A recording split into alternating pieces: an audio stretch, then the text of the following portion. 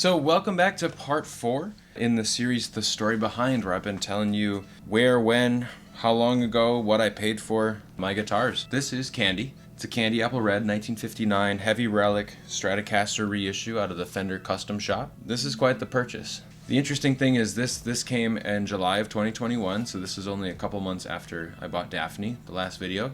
If you haven't gone and seen it, check out the story behind Daphne. So I bought this at Guitar Center. It was purchased in the summer of 2021 when I had been working for about 12 months straight. At times, like the previous summer, I worked like 50 days in a row. I didn't take a single day off, and I think in a lot of ways, I was very burnt out. I had just graduated college. I think in some ways, again, this was more of a purchase of catharsis more than it was like a really needed purchase, if that makes sense. But we live and we learn. And I'm not saying that I regret it. I'm just saying that looking back and reflecting, I've learned a lot through the process of making this purchase. I'll tell the story about Candy, and then we'll kind of look and see what the custom shop experience is. I'm sure a lot of you watching want to know what's with the custom shop, what's it about. And so first and foremost, the custom shop does a lot of relics, and I personally love them, as I alluded to in the Daphne video, and a lot of people really hate them. If you look at Instagram, Fender Custom Shop posting any pictures of relics, a quarter to a half of the comments will be like, wow, fire emoji, heart eyes emoji, and the other half or even majority are gonna be like, this is an abomination of guitar. Like, this is awful. Why would you do this? You're destroying the guitar culture. You're what's wrong with guitars. And it's just not that deep. Everybody calm down, okay? If you don't like it, don't buy it. It's not for you. So the story behind it is I had a couple bad days at work, and that's not really what led me to buy it, but my happy place has always been Guitar Center or Chicago Music Exchange, like these big guitar stores, because if I'm ever just kind of needing a chance to escape, I go play guitars. And so it's one step removed from just straight up consumerism, going shopping and buying something just to make yourself feel better. But like I go and like I interact with instruments to just play and just kind of check out for like an hour or two or even 3. And that kind of dates back to even like college when I went to the Chicago Music Exchange, kind of as like a reward for like finishing finals. Like, wow, I don't have to spend every waking moment in class on homework or studying. And I feel like I have like a weird amount of time on my hand. That's kind of where that tradition or that idea came from. I went to Guitar Center after a couple bad days at work, and I just really wanted to mentally get out of that funk. And this was sitting in the Platinum Room. It caught my eye, as I feel like a guitar every trip does, but there's still a certain level, a certain echelon that this kind of stopped me in my tracks. And so I asked an employee if he could unlock it and I could play it, and sure enough, he agreed. And I actually took it out into the main showroom, kind of in the used section, which is in the back of the store, and I just quietly played it on an amp. The employee was really, really nice, just said, hey, let me know if you have any questions, if you need anything. And after a while, I was playing it, and this guy came up to me, and he's like, oh my God, is that a real, like, vintage Strat? And I was like, no, it's just a reissue, just a custom shop. And he goes, oh my God, he goes, if it was and you didn't buy it, he goes, I'd take a second mortgage out on my house. And it already kind of planted this seed. I was like, I guess it is kind of a head turner. Like it is really nice. It has this playability to it that is kind of indescribable. It's kind of there in Daphne, but it's a little different. I feel like this one definitely has a thicker neck. I think this is more like a C-shaped neck, but we can check on that. And in the store, I was like, if I were to buy this guitar, I'd probably call it Candy because it's Candy Apple Red. I just think that's a nice name. And I was like, well, that's mistake number 1. You're already naming it and getting attached. And I asked the guitar store employee, I said, well, how long has this been on the showroom? He's like, it's like a week ago. It was very, very, very brief. I said, well, how many people have like really come in and played this? And he goes, just you. And I said, well, and I'm thinking, I know that's not like a lot of time, but it feels almost like this guitar is like kind of calling to me. And so at a certain point, I asked him about financing. Like, how does financing work? I'd never financed an instrument before. I was always kind of nervous to, and I'll tell you what I paid for it in a second. But I went with the financing, and I paid the difference up front. And the financing, because I opened like a new credit inquiry, and because I had maxed that out, it definitely influenced my credit score and took it down. Damn, that's tragic. Damn, that's tragic. Damn, that's... And a couple months after I had bought it, I had already paid it off because I was like so like frustrated. I was like, why did it do that? And so I had paid it off within a couple months of purchasing it. So I didn't really need the life duration of the loan. Anyway, if you are thinking about financing, if you can afford it, do it. But as soon as you are paying, 2 years later for an instrument you bought 2 years ago, and you already want to buy another, or you're on other purchases and you're still committing however many $100 a month, that can become a little bit of a financial burden rather than a financial help. So be very careful about financing just to buy something now and stick yourself with the burden of it later.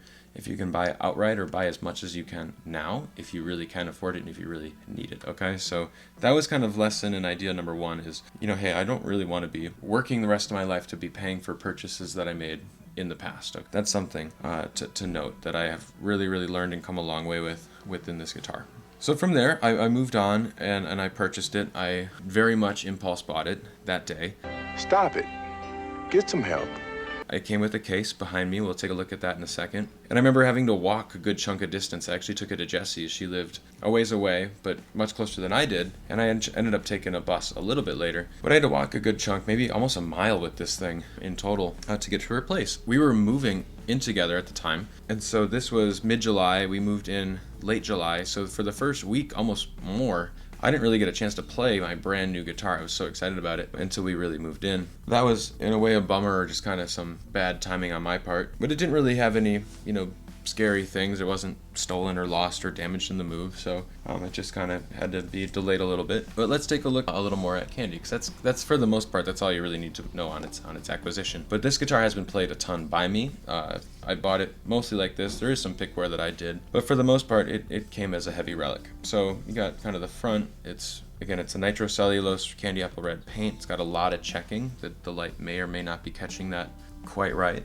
It's got a significant amount of buckle rash. I took off the beauty plate. I do have it here. Got the custom shop neck plate with the serial number on there.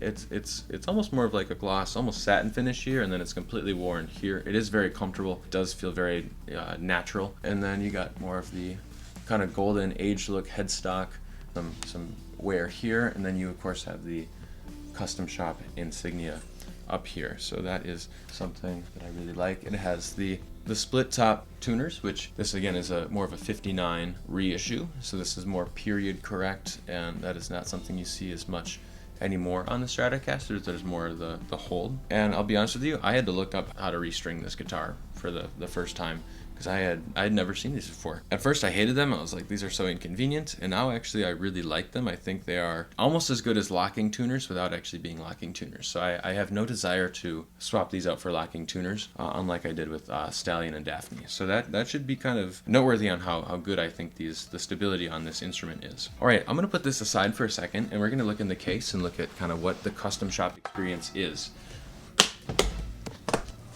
So within the case, it's got this beautiful, custom shop logo. It's just got this very almost 70s look. It's very flashy gold, and so this opens up. That's where the body goes into the headstock, and it comes with a couple of fun things. Number one is this looks like a magazine, and it's the custom shop book. It's got various things from models to just neck shapes. So if in theory you could request a guitar from the custom shop and say, I want all these features and this paint with this neck shape with these materials, and they build it for you. And I know that doesn't sound too crazy, but you get what you pay for. So it's got all the different paint finishes, which I think is fun to look at. And then earlier in the book, it also has the biographies of the builders. And so on this page over here is Ron Thorne, who built this guitar. And how I know that is within this booklet. It shows me who built it on what date, and it kind of gives me all the specs. So Ron Thorne, it says, began with the custom shop in the 90s, really working with inlays. That's one of his specialties. And so he built several guitars under the brand name Thorne Guitars, and has been working in the custom shop and is very, very well known for his guitars. And so this is just the COA. And the shop floor traveler, which I think is just a bunch of nerdy stuff. So we wanted to know the neck profile. So it says it's like a 60s Strat, and the body type is alder. Body style is also 1960s Strat, despite it being a 1959 model, which I think is kind of funny. Let's see if I can find the neck. Yes, so its fretboard radius is 9.5 inches, and the neck shape is a 60s style oval C. That is all cool stuff to know. And again, this guitar was built by Ron Thorne on June 23rd of 2021. I think that's such a cool thing that you get to know exactly when, where, and who made the instrument. And so that's going to go back in here. And again, you were wondering what I paid for it. I actually kept the Guitar Center's original price tag. And I did and I didn't pay this. So I negotiated down to 4 even, and then after tax, I basically took it right back up there. So I essentially didn't pay tax on it, if you want to think about it that way. Again, I took the beauty plate off. It came with a Fender decal. This all came in a bag that I have somewhere else. It came with a whammy bar, of course. It came with this, which is a cap for the bridge, and I believe these are nicknamed the ashtray because they didn't really catch on, and instead a lot of 50s and 60s guitar players would use them to ash their cigarettes or whatever they were smoking. It came with a number of custom shop branded picks. That again. It came with a leather guitar strap, which actually leather guitar straps I think are around like $50 to $100, and it has the custom shop branding there. I don't have any locking guitar straps on Candy. I actually forgot to mention in Daphne I do, and this is a very comfortable guitar strap, and this is very secure as well. So when I do wear a strap, which is very, very rarely, this is a great one. And then finally, I have no idea what's in here, so I don't know if I've ever opened this. So we're gonna open this together. Custom care. So maybe if you need it fixed up. Promise. Fender Musical Instruments Corporation. I'm here to tell you right now, we don't care. Let me tell you, we don't care. Jerry. Okay, so I feel like I have opened that before, but just a lot of presentation, as you'd expect with a higher end purchase, which is pretty cool. So again, that's something to expect within the custom shop kind of experience, if you were really wanting to know what that's like if you bought. Why do I have 2 of these? So this one is off Daphne, this one's off of Candy, and I can tell just based on the color differences. I guess it's a little smaller as well. So that's kind of what the custom shop experience is. And so I know you're wondering, do I regret it? Do I recommend it? And the answer is both. Does everybody need a custom shop? No. Do I need a custom shop? I don't need one. I like it. And even just before filming this, I picked Candy up for the first time in about a week, maybe a little more, and I was still blown away by how good it felt. And I had just played Rusty, I just played Daphne, so Rusty's the Telecaster. And again, it just kind of always floors me, like how good it felt. So there's an indescribable quality within it. And I know that's what they want me to say, but I think it's really true. It does feel really, really good if you've ever had the privilege to play one. I do think that the price tag is quite high. Tell them to bring me my money. At the same time, again, the reason that I bought it when I did was I could have waited and said, I really should earn this after a certain number of years, or I should do this. And the other half of me was saying, if you're in a position where you could purchase it, that means that the sooner you purchase it, the longer you have to enjoy it. And so I think that's really kind of the side of me that ultimately won. You decide whether that's the devil or the angel. And here we are, 2.5 years later, and I don't outright regret it. There was a very brief period where I did have a little bit of buyer's remorse, and it was beyond the period where I could have taken it back to the shop or anything like that. And I don't think I would have, even if I really could have. But ultimately what it was on Candy, was right here on the pick guard. I could push down. I could put a pick. There was so much space in between here and even a little bit here, and what had happened was the wood is shrinking because the moisture wasn't being taken care of properly in here, and the plastic's not going to shrink, and the neck started to get a little bit of bowing, and so the action was really high up here. So that's when I called Guitar Center and I brought them all in. Sure enough, they got tuned, E flat, flush bridge, 11s. It felt just as good, if not even just a little bit better than when I had picked it up in the shop that day. And so one thing that I can highly recommend to you is take care of the humidity where you store your guitars. So if it's in a case, make sure that they have maybe like a humidipack. If it's out, make sure you have a humidifier and a hygrometer to take care of and check on the humidity.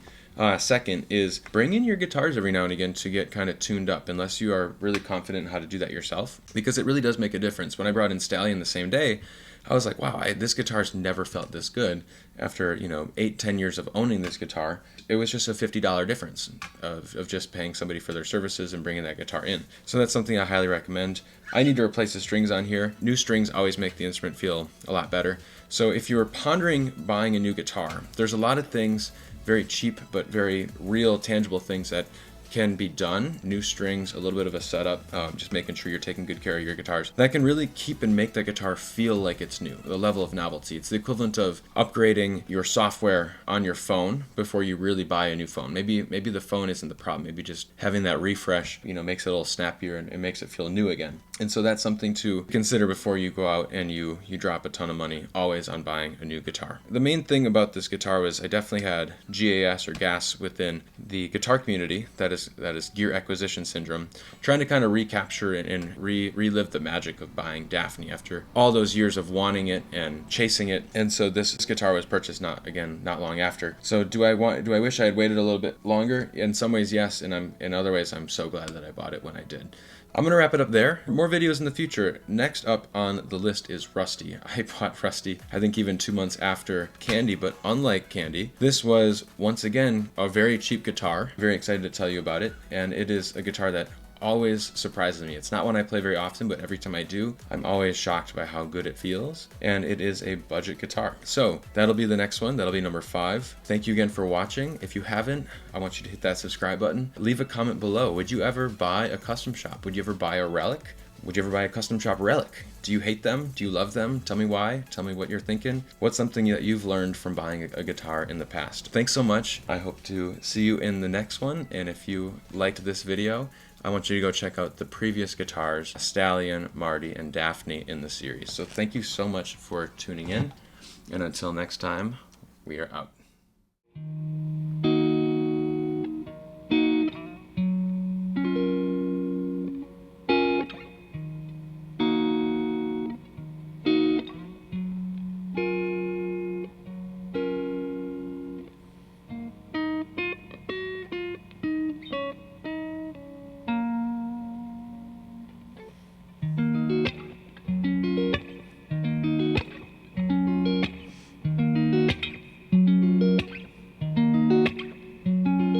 Storylines of the night, spilled drinks in neon light, new love, bitter fights, long live the essence of the night, long live the essence of the night.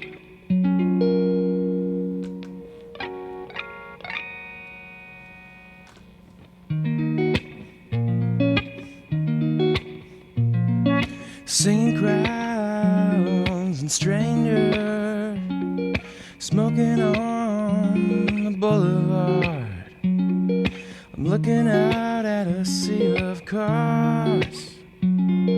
Where's the night taking us? Long live the essence of the night. Long live the essence of the night.